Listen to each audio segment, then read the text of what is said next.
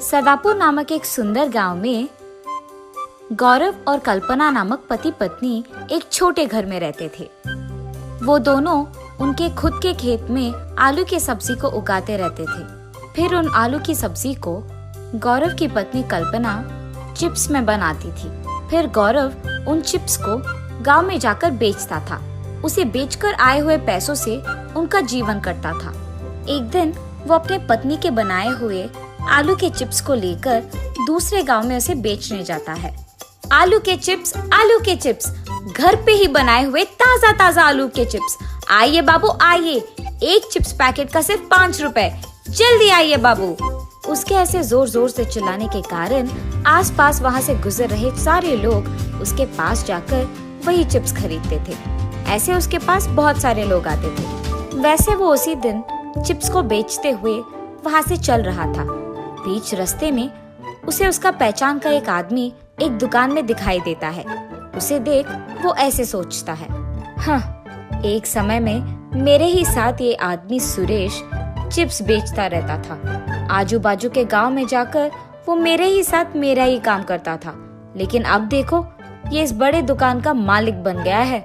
हाँ, इसे देखकर तो मैं दंग रह गया हूँ। मैं भी सुरेश की तरह बहुत मेहनत से काम करूंगा और आजू बाजू के सारे गांव में मेरे चिप्स को बेचकर मैं बहुत बड़ा आदमी बन जाऊंगा। एक दिन मेरा भी ऐसा ही दुकान होगा जहां मैं खुद के अपने चिप्स यहाँ बनवाकर उन्हें बेचूंगा। वो दिन दूर नहीं है। ये सोचते हुए वो उसके घर पहुंच जाता है और ऐसे ही कुछ दिन बीत जाते हैं। एक दिन जब उसकी बीवी आलू की चिप्स बनाने के लिए देख रही थी तो उसे दिखाई देता है कि घर पे आलू की सब्जी तो है ही नहीं, और ये देख वो उसके पति के पास जाती है। सुनिए, घर पे आलू के चिप्स बनाने के लिए आलू ही नहीं है। आप एक काम कीजिए, तुरंत आप खेत जाकर आलू की सब्जी को यहाँ ले आइए, तभी आज के लिए चिप्स बनेंगे, वरना नहीं बनेंगे। ठीक है?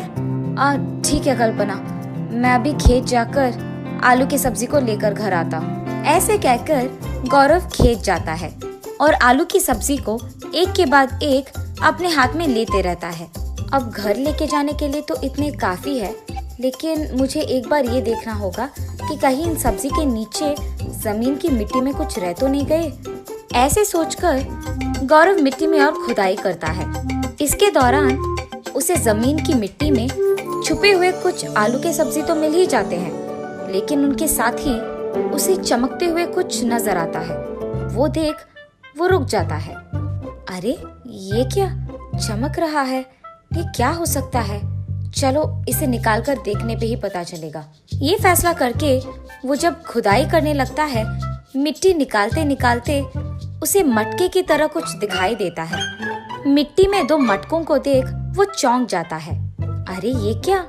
मेरे जमीन में, मेरे खेत में ये दोनों मटके कहाँ से आए? क्या किसी ने इन्हें यहाँ लगाया होगा, या फिर कोई इसे छुपा रहा है क्या?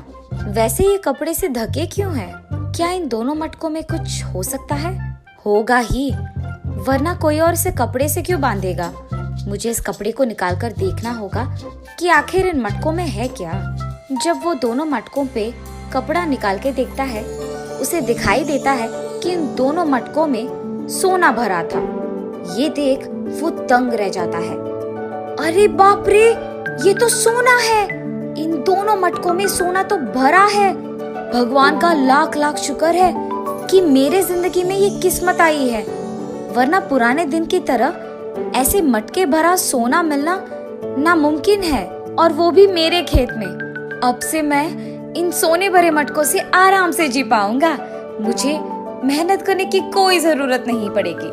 मैं खुशी खुशी इस सोने से जी लूंगा। लेकिन क्या किसी ने मुझे इन मटकों के साथ देख लिया? ये सोचते हुए वो उसके चारों ओर देख लेता है। कोई नहीं है। अब मैं इन मटकों का क्या करूं?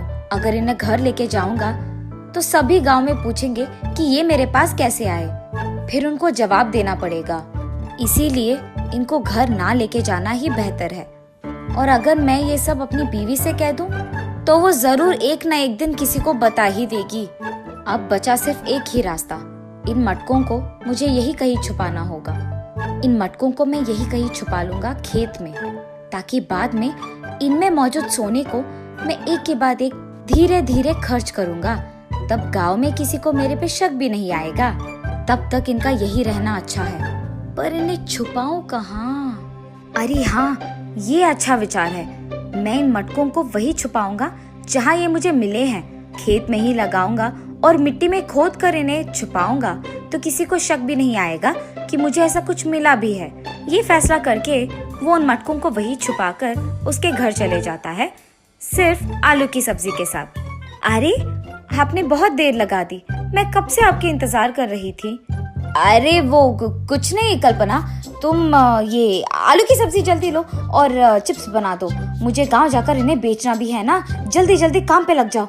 जाओ जाओ। ऐसे उसकी बीवी से कहकर वो उसे जल्दी जल्दी आलू के चिप्स बनवाता है और उन्हें ले जाकर गांव में उन्हें बेचने लगता है।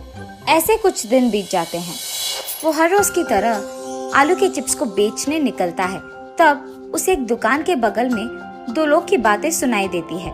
अरे सृजन, तुझे पता है हमारे गांव में बहुत लोग ना दुख है। कुछ लोग इस कारण कि उनके पास नौकरी नहीं है, कुछ लोग इस कारण कि उनके पास करने के लिए काम नहीं है, कुछ और लोग उनके पास पैसे ना होने के कारण ऐसे बहुत निराश और दुखी बैठे हैं। अगर मेरे पास पैसे होते ना तो मैं पक्का ऐसा करता कि हमारे गांव में कोई भी दुखी नहीं बैठता। अरे माधव, तुम्हें पता है पुराने दिनों में ना एक ऐसे ही आदमी को सोने के मटके मिले थे। उस मटके में पूरा सोना कूट कूट के भरा था। पता है उस आदमी ने उस पैसे से क्या किया? उस सारे सोने को सबको बांट दिया और उस गांव का ख्याल रखा था। उसके बाद उसने काम करना भी बंद नहीं किया। वो काम करते ही गया, हर रोज मेहनत से वो भी। और उसके बाद उसे एक दिन खेत में काम करते हुए मिट्टी में खुदाई करने के बाद और भी बहुत सारे सोने के मटके मिले थे। उससे वो सबकी मदद करते हुए खुशी से जिया था। सच सृजन, इतना हुआ था? अरे वाह, वो तो बहुत नेक इंसान है। फिर इन दोनों आदमियों की बातें गौरव वहाँ से सुन रहा था। जैसे उन लोगों ने कहा है वैसे ही मेरे जिंदगी में भी हुआ है। पुराने दिन के तरह ही मुझे भी तो सोने के मटके मिले हैं, पर अगर और भी मटके नीचे हो तो मुझे अभी जाकर देखना होगा कि ऐसे मटके और भी मिट्टी में छुपे हुए हैं। अगर है तो मुझे जल्दी जल्दी उन्हें निकालना ही होगा और आजमाना होगा उन्हें। ये फैसला करके वो तुरंत भागते हुए उसके खेत के पास जाता है। सारे आलू के चिप्स को वही छोड़ देता है और उन्हें बेचता भी नहीं है। खेत पहुंचते ही उसे दिखाई देता है कि आजू बाजू के खेतों में भी सारे लोग मौजूद हैं। उतने सारे लोगों का वहाँ होने के कारण वो कुछ नहीं कर पाता है। अरे, अब तो बहुत सारे लोग हैं। सुबह का समय है ना, इसीलिए इतने सारे लोग हैं। अगर रात में आऊंगा तो कोई नहीं रहेगा, इसलिए इनको शक ना आए, इसी कारण मैं अभी ऐसे बर्ताव करूंगा जैसे मैं यहाँ से आलू की सब्जी ले जा रहा हूँ। ऐसे करके वो सबके सामने आलू की सब्जी लेकर उसके घर वापस चले जाता है। रात होते ही वो उसके बीवी के सामने नाटक करता है जैसे वो सो रहा है। उसके बीवी के सो जाने के तुरंत बाद वो वहाँ से छुपके उसके खेत चले जाता है। रात के समय में खुदाई करूंगा तो किसी को सुनाई और दिखाई भी नहीं देगा, तो यही अच्छा समय है। सबसे पहले जो मटके मुझे पहले मिले उन्हें मैं घर पे रख दूंगा। उसके बाद यहाँ वापस आके मैं और खुदाई करूंगा ताकि मुझे और मटके मिले तो उन्हें भी मैं घर ले जा सकूंगा। उसके विचार के मुताबिक ही वो उन दोनों सोने के मटके को उसके घर वापस रख देता है। वहाँ उसकी बीवी को सोते हुए देख वो वहाँ से फिर एक और बार उसके खेत जाता है और वहाँ के सारे आलू की सब्जी के पौधों को निकाल देता है और बहुत गहरी खुदाई करना शुरू कर देता है। वो इतनी गहरी खुदाई करने लगता है कि उसे एक समय में बहुत थकावट आ जाती है, जिसके कारण वो बेहोश होकर नीचे गिर जाता है और उसे पता भी नहीं चलता है। सुबह होते ही गौतम के खेत के बगल वाला खेत का मालिक गौतम के खेत को देख आश्चर्यचकित होता है। अरे ये क्या, सारे पौधे निकाल दिए गए हैं और मिट्टी पूरा ऐसे है, क्या कुछ हुआ यहाँ? ऐसे सोचते हुए जब वो गौतम के खेत में आता है तो गौतम को वहाँ बेहोश देखता है और देखते ही चारों ओर इंसानों को बुलाकर गौतम को उसके घर पहुँचाता है। गौतम की जांच करने के लिए वहाँ एक डॉक्टर भी आता है, लेकिन फिर भी गौतम की आंखें खुलती है मगर मुंह नहीं खुलता है। वो कुछ बात ही नहीं कर पाता है। डॉक्टर साहब, मेरे पति को क्या हो गया है? वो कुछ बात क्यों नहीं कर पा रहे हैं?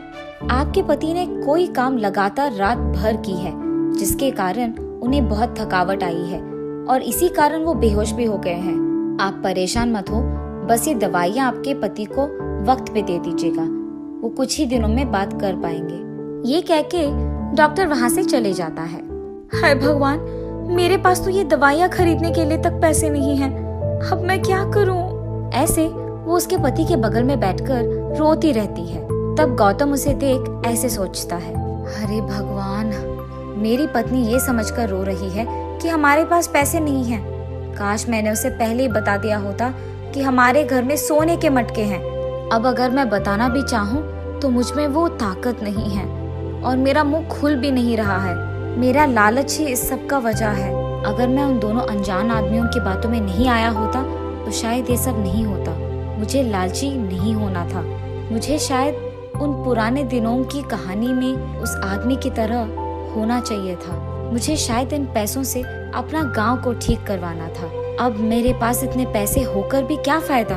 मैं उनके बारे में बात भी नहीं कर सकता हूँ। ऐसी स्थिति किसी को भी नहीं आनी चाहिए। जब पैसे नहीं थे तो एक तरह का मुसीबत था, अब जब पैसे हैं तो दूसरी तरह की मुसीबत है।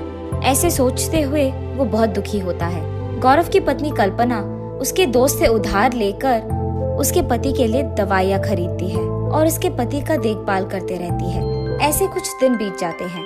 जब गौरव का सेहत ठीक हो जाता है वो बहुत खुश होता है और सब सच उसके पत्नी को जाकर कह देता है। क्या आप सच कह रहे हैं? हमें सोने से भरा मटका मिला है हमें, और वो भी 2 हमारे खेत में। ये तो खुशखबरी है जी, ये तो हमारी किस्मत थी। अब जो हो गया सो हो गया। हम अब से हमारे पास मौजूद पैसों से सबका मदद करेंगे और सभी को खुश रखेंगे। ऐसे हम भी खुश रह पाएंगे। क्या कहते हो, मंजूर है? अरे मुझे तो बिल्कुल मंजूर है कल्पना, तुम तो ठीक कह रही हो एकदम। और तब से उन दोनों के फैसले के मुताबिक ही दोनों उस सोने को पैसे में बदलकर सबकी मदद करते हुए मेहनत करके एक बड़ा आलू के चिप्स का दुकान लगाकर उसमें काम करते हुए खुश रहते हैं।